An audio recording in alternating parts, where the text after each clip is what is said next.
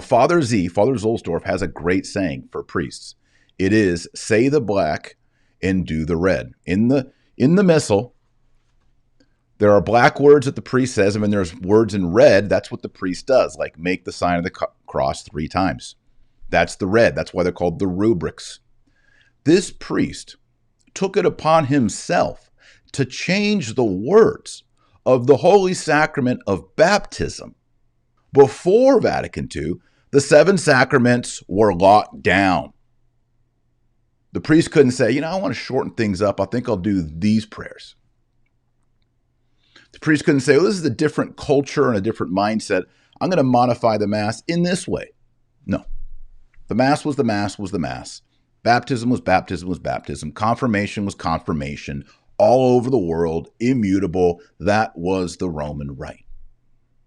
So, beginning in the 1970s, priests, deacons, all the clergy, the bishops, they started getting the idea that they could modify and change. And then over time, this mentality slips into not just the rubrics, but into the black font. He, following the false theology, changed the words to "we baptize you," because he's thinking, look, it's not me, it's we. We are a community. If baptism is welcoming the infant in the community, we are all doing it because it's a communal act. That's heresy. And unfortunately, it led to perhaps at least one, probably hundreds of invalid baptisms. So what happens here? Well, Father Hood, God bless him, did the right thing. He called up his bishop, I think it's Archbishop Vigneron, and says, look, I reviewed my video of my baptism.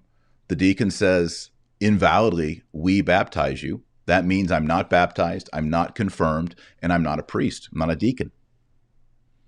So Archbishop Vigneron did the right thing here, and he called him in.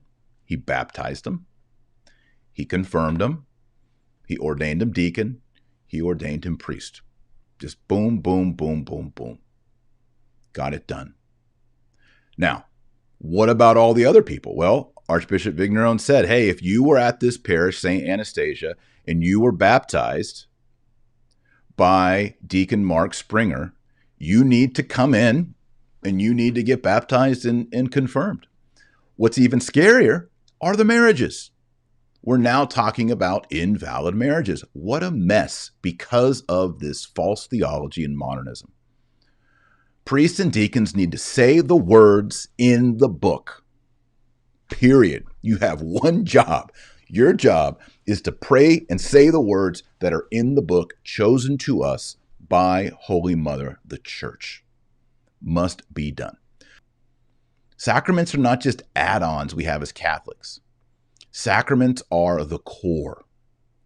What do you think Satan wants to attack most of all in the church?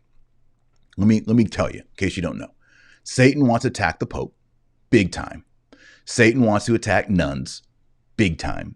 Satan wants to attack the priesthood and all the priests, big time. And Satan wants to undermine the Holy Liturgy and all the sacraments. That's what he hates. He hates all that. And he also hates devotion to the Blessed Mother.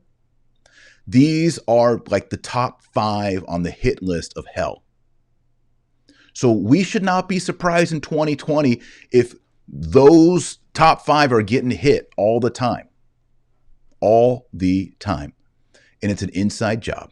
The worst hits are always an inside job. Arianism, the great heresy, the worst heresy we've had until our modern day, was devised and popularized and promulgated by a Catholic priest named Arius.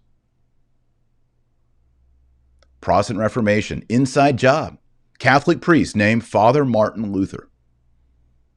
Nestorianism, the denial of Mary's Mother of God and a heresy about Christ.